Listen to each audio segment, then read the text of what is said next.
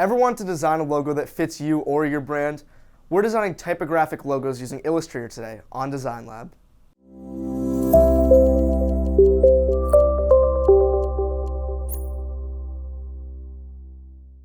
My name is Daniel and welcome to Design Lab. On Design Lab, we use different digital tools to help you achieve your creative vision. Whether you're a design newbie or learning the skills to be a pro, I'm going to help you develop the skills you need to be a digital design expert. Have you ever wanted to design your own personal or professional Word logo? Branding is everywhere. It's hard to walk down the street these days without seeing some sort of logo or branding. Today I'm going to be demonstrating how you can design your own professional-looking word mark. A word mark is a logo built entirely of the word or words that make up the subject's name. We're not only going to be designing a word mark today, but also walking through a few items to keep in mind while designing yours. I will be demonstrating these skills step by step within Adobe Illustrator. I recommend you follow along with me as I go through today's activity. Keep in mind, you may pause the video whenever you need to keep up with the demonstration. Okay, let's launch Illustrator and begin. Before jumping in, just a quick reminder to like and subscribe. Here at Tech Learning Network, we release new videos each week about design, coding, and digital productivity. Every video demonstrates a new skill that will help you not only refine your technological skills, but also prepare you to work in the digital world. Now that Illustrator is open, we're going to start by creating a new file. The settings are a little bit different than Photoshop, so just follow along with me. I'm going to go over here to the top left and select New File, just as you would in Photoshop. But you're going to see a little bit of different settings, mostly because Illustrator has different purposes.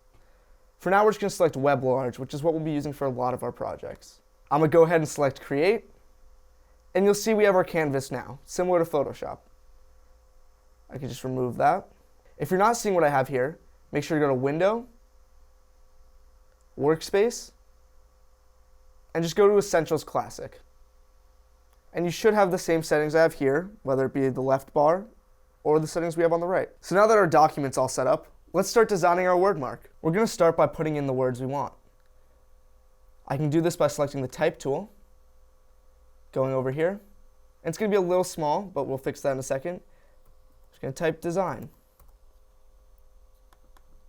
I could just highlight that when I'm done by triple clicking. And let's just set it to 300. That's a good size for a word mark logo. So I'm just going to center that. It doesn't have to be perfect. Right there.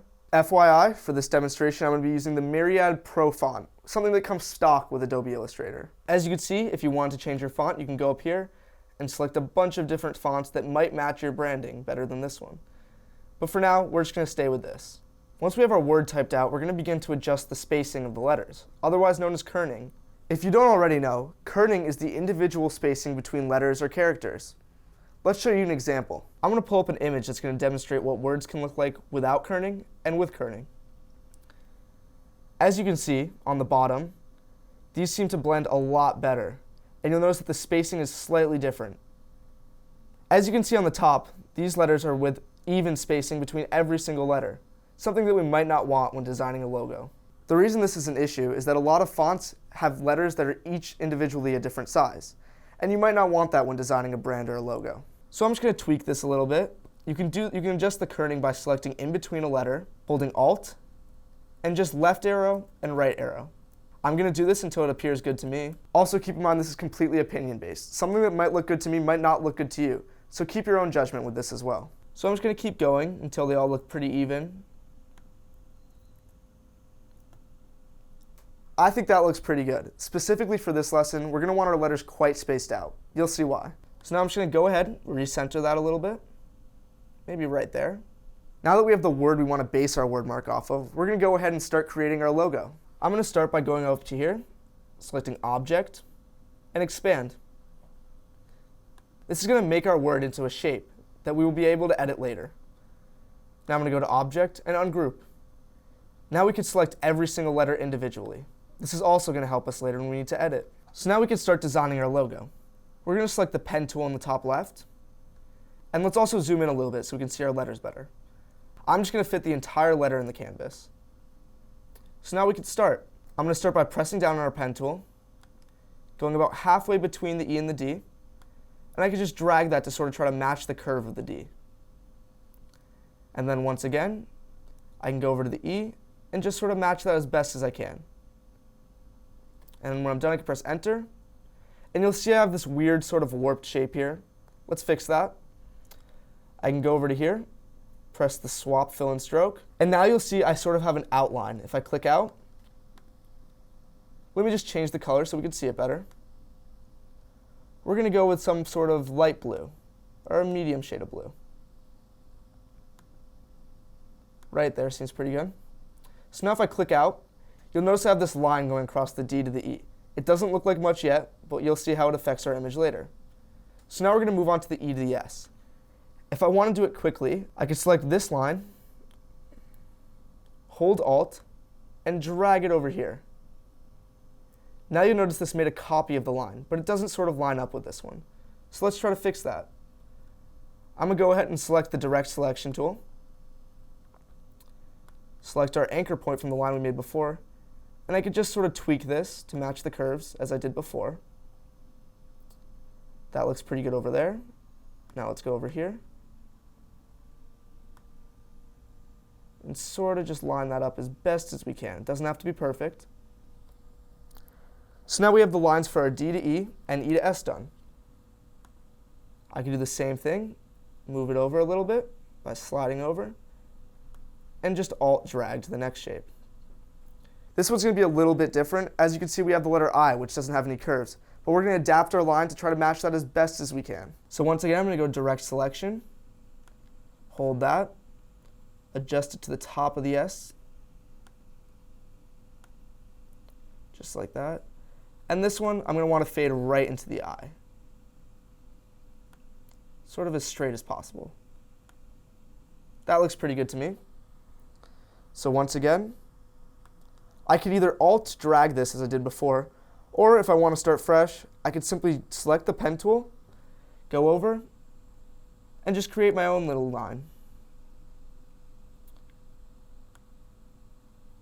Press Enter, and then I'm going to want to move this one over a tiny bit just by dragging that, and maybe move the base down a little bit so it has more of a curve. And sweet. Now let's go to the last letter, the G to the N.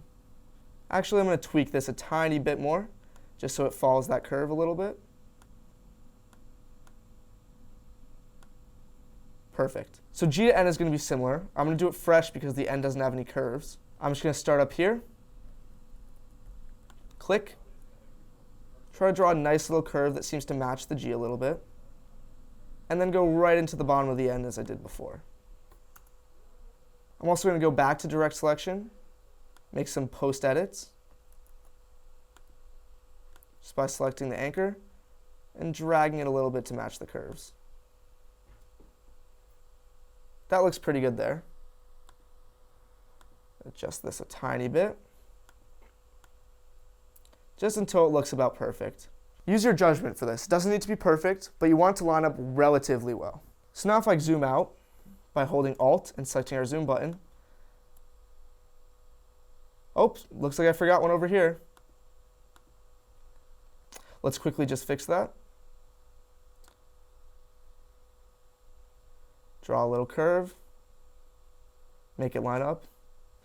So my mistake there was that when I Alt dragged the E to the S line, I seem to have just dragged it instead of holding Alt. But that's an easy fix. So once that's done, I can hit Enter, Direct Selection, and just go tweak this a little bit until I think it's good.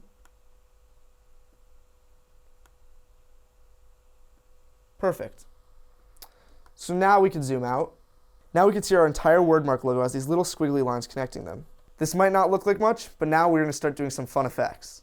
We're going to go ahead and select our cursor, hold Shift, and select every single one of these squiggly lines. Just highlighting all of them. Now in the top left, we're going to see something called stroke. We're going to want to match the stroke of the lines to about the same as the font. So let's try 10. Type that in, hit Enter. You'll see it's a little bit too small. So now we're going to go to 20. And 20 looks pretty good. It might be a little big in some parts, but we don't need to worry about that. So now once we have a good size, with those still selected, I'm going to go to Object and press Expand to make them shapes. So now we have a nice, smooth looking image. So once we have all of these selected, we're going to go to Object, and then create an offset path. We can stick with the base settings of 10 pixels and press OK.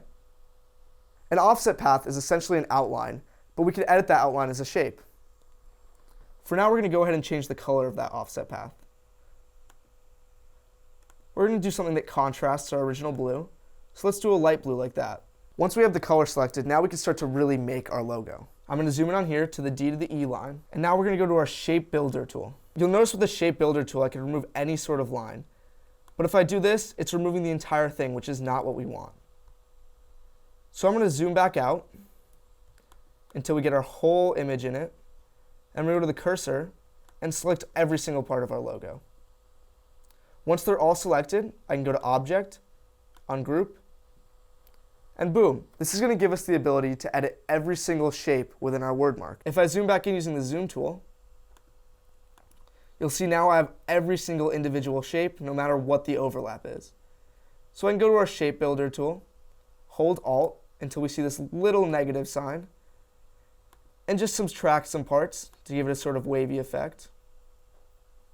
But it looks like here we subtracted a little too much, but that's an easy fix. Let's Control Z, go back into our cursor, and we're just going to click out of this, click onto the shape we want to edit, and we can just move that up a tiny bit. It's not going to matter in the end. So once we have that fixed, we're going to go ahead and select everything again, go back to our Shape Builder tool, Alt-click, and then let's move to the next one. So now we're going to go to our E, Alt-click, but here we have an issue with the S. The S is perfectly overlapped with the line, which might seem good, but it's not what we want. So let's click out of this again, click onto the shape we want to edit, and just sort of drag it until it's the right idea of what we want. I can also double click and sort of stretch it out to be what I want to be. Just like that. So now you'll see if I go back to selecting everything and go to the Shape Builder tool, there's a nice little overlap I can remove here that's going to give us some definition. So I can remove that. Then I can go over to here, Alt-click, remove that part. So the eye's going to look a little bit different because it doesn't have curves, but let's try to match it the best we can. I'm going to go ahead and make sure everything's selected. I'm going to go to Shape Builder. And let's just remove this part and see how that looks after. I can do the same with the top, just take this out, and then move over to the G. Once again, making sure we have everything selected. Going to the Shape Builder tool, Alt-click, Alt-click, and then Alt-click. Now let's zoom out and see what we've done. Just by Alt-clicking with the zoom tool. Click out of this. So now you can see our logo is starting to have a little bit of definition, but I'm going to show you how to make it even better. We're going to go ahead and select everything again, one more time, and just make sure it's all ungrouped. Now we can zoom in a little bit. Remember that offset path we made earlier? Well, now it's going to start to get a little fun. We can click out of the full selection, click onto our offset path, and just delete it. We're going to do this for every single letter. Delete. Delete, delete, and then let's delete these two little chunks down here too. For this little chunk here, I can just go to the eraser tool. I'm going to make it a little smaller with the brackets, and just erase it. So now let's take another look at what we've done. As you can see, we're starting to approach our final wordmark product. Now we're going to make some small tweaks to make it flow better. So now I'm going to go ahead and use our eyedropper tool to select the black part of our letters. I'm going to Alt and then click onto the lines we drew. This will turn them all black,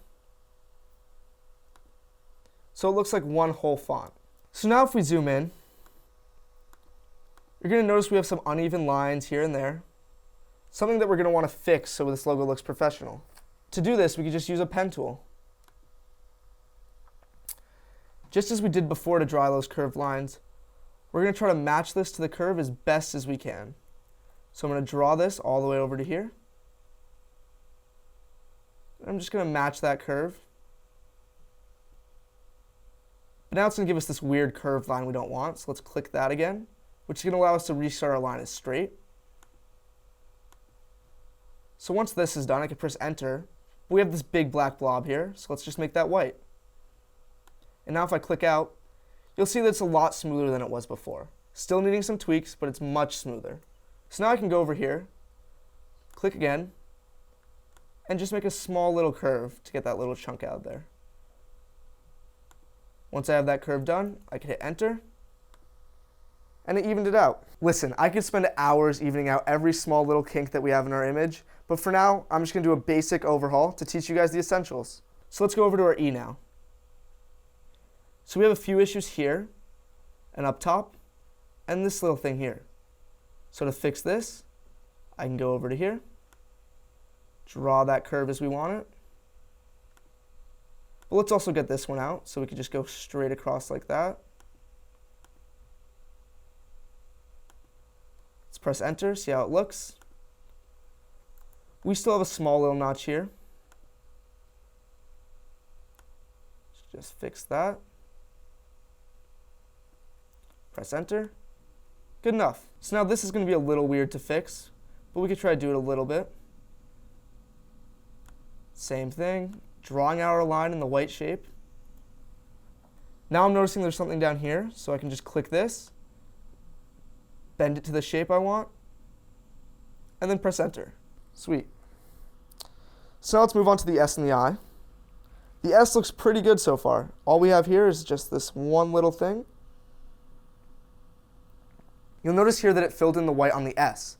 This is pretty easy to do. We just have to close the shape. So instead of doing what we did before, I could simply click back here and just sort of loop it around until it's a closed shape.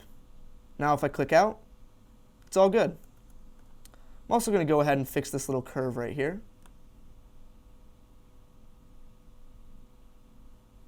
Just like that. Go ahead and click that and press enter. Now if I click out of it, it's nice and smooth. Now for the eye, we're just going to smooth out all these rough little weird shapes. So let's click across, go to here, and just drag that like that. Now we have a nice clean cut. For the top of the eye, I'm going to do a similar effect. I'm just going to cut this off so it lines up nice. There we go.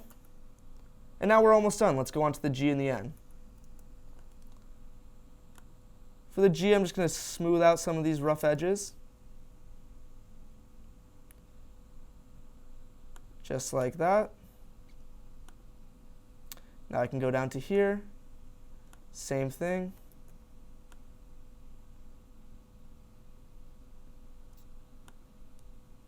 Keep in mind, this is a lot of fine detail work that you don't have to do. I'm just choosing to do it for the demonstration. So I'm going to go over here, fix this curve, hit enter, and if I want to, I could fix this little piece, but we're just going to leave that for now. Now, just as we did with the eye, I'm going to smooth this out into a nice little curve.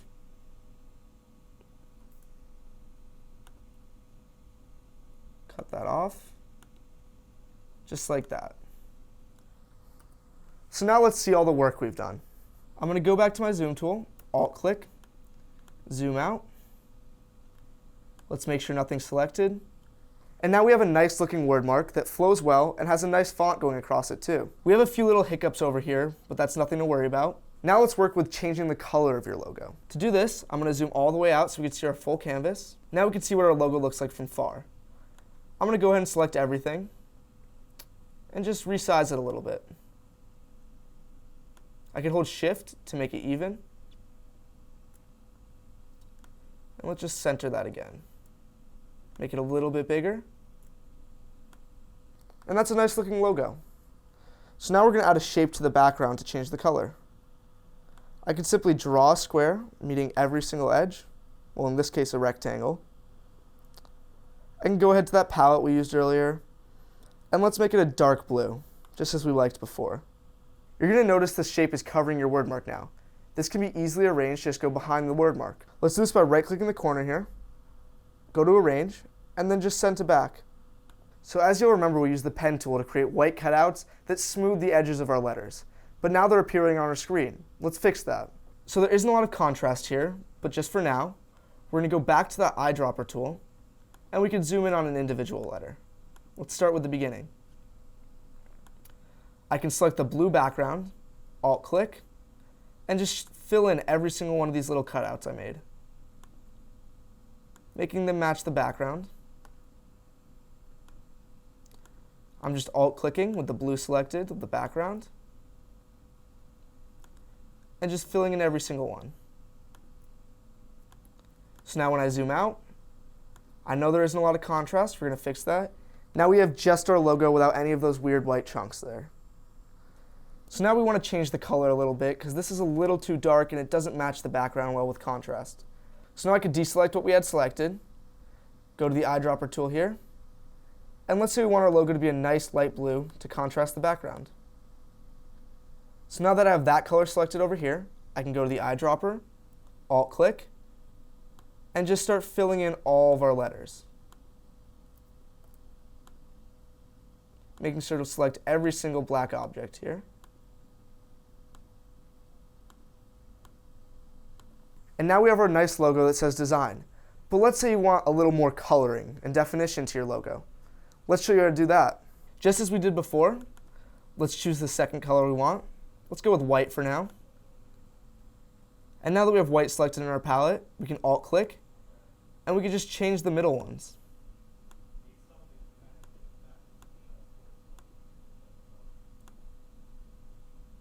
So now if I zoom out, you might notice that this area right here is shaded white when it really should be blue. So this is an easy fix. We're just going to change that white part to a light blue. So now I'm going to zoom in as much as I want so I can see the fine part of that. Go to our Live Paint Bucket tool. Make sure our shape is selected. And I'm just going to change this part. So I'm going to select the color over here that we want. I'm just going to click the white. So now when we zoom out, you'll notice that our logo blends evenly. And that's how it's done. Now we have a professional looking word mark that not only utilizes different colors, but also contrasts to better represent the branding of your image. I really hope today's episode was both informative and fun for you. Today we learned how to create professional looking word mark logos within Illustrator. I'm Daniel for the Tech Learning Network. We'll see you soon for another episode of Design Lab.